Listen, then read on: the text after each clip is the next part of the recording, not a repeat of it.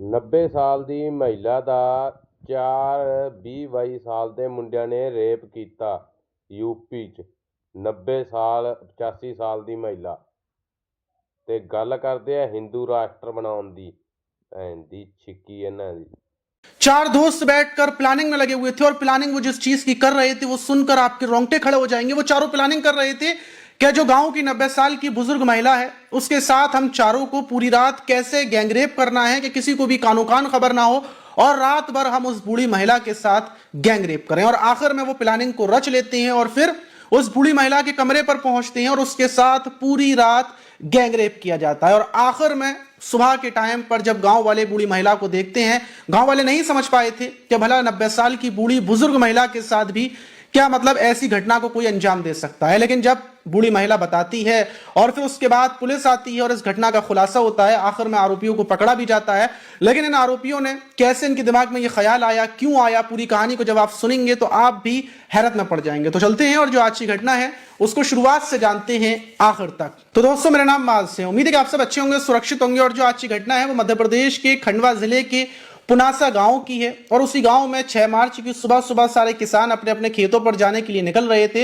और उसी बीच जो किसान थे वो जब गुजर रहे थे तो उनकी नजर पड़ती है कि वहीं पर रहने वाली जो रजनी है, जो अपने ही खेत पर रहती है और खेत के पास उनकी एक झोंपड़ी बनी हुई है। लेकिन आज वैसे तो रोजाना वो निकलते थे और रजनी से नमस्ते राम राम करते हुए निकलते थे, लेकिन आज वो देखते हैं कि रजनी अपनी झोंपड़ी के बाहर चारपाई पर पड़ी हुई है। उनके जो नीचे वाले कपड़े हैं वहां पर मतलब वो अलग पड़े हुए हैं, मतलब सलवार अलग पड़ी हुई है। और जो रजनी है उनके प्राइवेट पार्ट से बराबर खून बह रहा है, वो तड़प सी रही है, बिल्कुल करा रही है। और ये देखते ही किसान, आसपास के जो किसान थे उनको आवाज लगाता है, लोग वहां पर इकट्ठा हो जाते हैं। फौरन जो रजनी की लड़की है जो खेत से थोड़ी दूरी पर रहती है उसको सूचना दी जाती है कि तुम्हारी माँ यहाँ पर चारपाई पर पड़ी हुई है, उनके प्राइवेट पार्ट से मतलब खून वगैरह निकल रहा है और आधे कपड़े पहनी है। गांव वालों को लगता है कि शायद, क्योंकि रजनी की उम्र 90 साल है, तो गांव वालों को लगता है कि शायद ये शौच वगैरह करने के लिए मतलब उठी होंगी और उसके बाद उम्र ज्यादा है तो ये कपड़े नहीं पहन पाई होंगी। कुछ ही देर के बाद जो बेटी थी वो भागी भागी अपनी माँ के पास आती है, माँ की शलवार को पहनाती है और उसके बाद माँ के चेहरे पर पानी डालती है। माँ बड़ी मुश्किल से होश में आती है और फिर उसको लगता है कि शायद माँ के पीरियड्स वगैरह आ गए होंगे। जो चारपाई थी वो बल्कि खून से पूरे तरीके से तर हो चुकी थी और बेटी अपनी माँ को उठाती है और जो वहीं पर जो क्लिनिक है, एक डॉक्टर की दुकान है, वहां पर लेकर पहुंचती है। डॉक्टर को बुलाती है क्योंकि सुबह सुबह का टाइम था, डॉक्टर कैसे आते। डॉक्टर को बुलाया जाता है कि उसकी माँ की तबीयत बेहद ज्यादा खराब है और बहुत ज्यादा खून वगैरह बह रहा था। अब जब डॉक्टर माँ से बातचीत करने की कोशिश करते हैं, माँ से पूछते हैं कि क्या हुआ था माता जी रात के टाइम, कैसे मतलब गिर गई, क्या हुआ, ऐसे सवाल करते हैं। तो जो रजनी थी, बूढ़ी रजनी, वो बोलती हैं कि बेटा मेरे साथ बहुत गलत हुआ है। जो गांव के 4 लड़के हैं उन लोगों ने मेरे साथ पूरी रात गलत काम किया है। ये सुनते ही जो मेडिकल वाला था उसके पैरों तले जमीन खिसक जाती है। वो फौरन गांव के लोगों को ये बात बोलता है और रजनी की बेटी से बोलता है कि तो पुलिस केस है, आपकी माँ के साथ गैंगरेप हुआ है, 4 लड़कों ने किया है। माँ बता रही है, बेटी के पैरों तले जमीन खिसक जाती है। वो फौरन पुनासा थाना पुलिस को सूचना देती है कि उसकी माँ के साथ रात को 4 लड़कों ने गलत किया। पुलिस मौके पर पहुंचती है और फौरन जो रजनी थी उनको पुनासा के हॉस्पिटल ले जाया जाता है। जब वहां पर लेकर पहुंचते हैं तो डॉक्टर से देखते हैं कि रजनी के प्राइवेट पार्ट से खून बंद नहीं हो रहा है, क्योंकि प्राइवेट पार्ट में बहुत ज्यादा गंभीर चोटें हैं, क्योंकि रात के टाइम इनके साथ दरिंदगी की गई है। उस दरिंदगी के बाद इनकी हालत बेहद ज्यादा खराब होती जा रही है। फौरन उनको खंडवा के सरकारी अस्पताल में रेफर कर दिए जाते देते हैं। पुलिस की टीम फौरन रजनी से पूछताछ करती है कि भाई क्या मामला हुआ था, क्योंकि अभी तो रजनी की हालत सही है लेकिन हो सकता है और खराब हो जाए, इसलिए फौरन रजनी के बयान लिए जाते हैं। रजनी बताती हैं क्या 6 मार्च से पहले 2 मार्च की बात है, 2 मार्च को 4 लड़के उनके मतलब जो उनकी झोंपड़ी है उसमें घुस आए थे और झोंपड़ी में आकर उनके साथ मारपीट की, घर में जितना सामान था उथल पुथल कर दी, सारा सामान इधर से उधर फेंक दिया। उनके चेहरों पर मास्क लगे हुए थे, मतलब पूरे चेहरे उनके ढके हुए थे। और जब उन्होंने सामान वगैरह फेंक दिया, उनको कुछ नहीं मिला, तो उन्होंने मेरे ऊपर थोड़ा बहुत चिल्ला बिल्लू कर वहां से चले गए थे। और ये बात मतलब ये होने के बाद ये बात ना मैंने अपनी बेटी को बताई ना मैंने अपने बेटों को बताई, क्योंकि रजनी के 3 बेटे हैं जो गांव में ही अलग अलग जगहों पर रहते हैं। रजनी अकेली है, रजनी की प्रॉपर्टी बहुत सारी थी और उसी प्रॉपर्टी में से बेटों ने अपने अपने हिस्से ले लिए, बेटी को उन्होंने हिस्सा दे दिया और रजनी अकेले अपने खेत पर वहीं पर रहती हैं और वहीं पर सोती हैं। अकेली उनकी जिंदगी चल रही थी और इसीलिए बदमाशों ने यह सोचा कि शायद रजनी के पास पैसे होंगे, इसलिए वो पैसे लूटने के लिए आए थे। लेकिन उसके बाद फिर 6 मार्च यानी कि 5 मार्च की रात की बात है, जब मैं खाना खाकर सो गई थी कि अचानक से गेट खुलने की आवाज मुझे लगती है। जब मेरी आंख खुलती है तो गेट पर 4 लड़के थे जिनके चेहरों पर वही मास्क वगैरह लगे हुए थे, जो 2 मार्च को आए थे वही वो लड़के थे।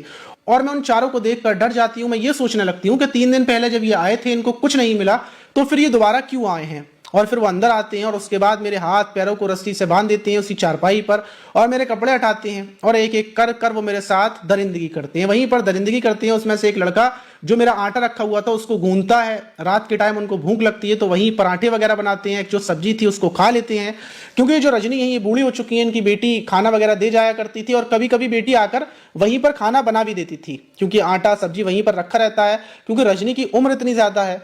तो ये चारों मतलब जब रजनी के साथ गलत कर लेते हैं, फिर उसके बाद खाना खाते हैं, फिर वहीं पर बैठकर बातें करते हैं और शराब पीते हैं, और आखिर में जब सुबह होने वाली होती है तो ये बोलते हैं कि ऐसा करते हैं कि रजनी को यहाँ से ले जाकर बाहर कुएं में फेंक देते हैं, जिससे रजनी की मौत हो जाएगी, चारपाई समेत फेंकेंगे।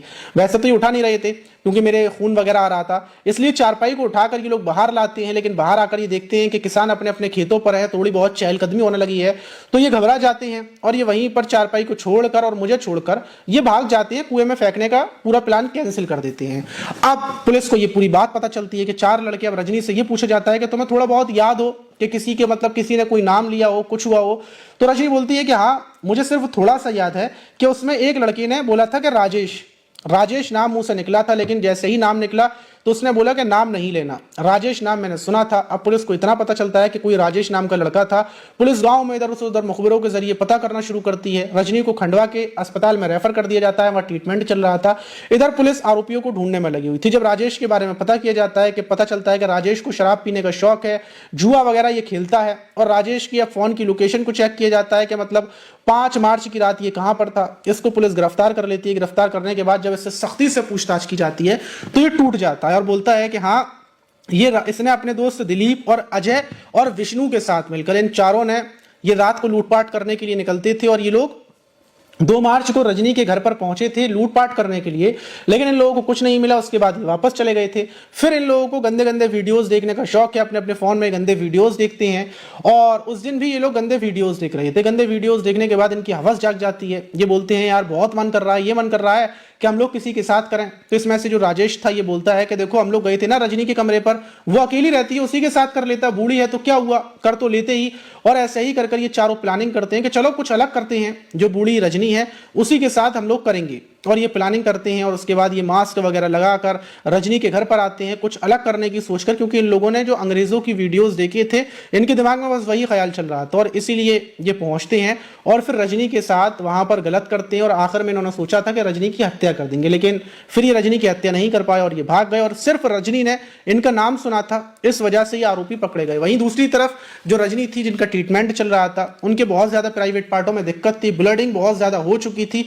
इलाज के दौरान ही रजनी की मौत हो जाती है। मौत के बाद पूरे गांव में मातम पसर जाता है। हर कोई हैरान था कि जवान लड़कों ने 20, 22, 24 साल के लड़कों ने 90 साल की बुजुर्ग महिला का मतलब अपनी मां से बड़ी महिला के साथ ऐसी घटना को अंजाम दे दिया। तो ये घटनाएं अंजाम देने के लिए हिम्मत कैसे आती है? हिम्मत इनके अंदर तब आ जाती है तब ये गंदे वीडियोस देखते हैं, और गंदे वीडियोस देखने के बाद फिर इनके दिमाग पर हवस सवार हो जाती है। आप इस घटना पर क्या बात बोलेंगे कमेंट बॉक्स में जरूर बताइएगा।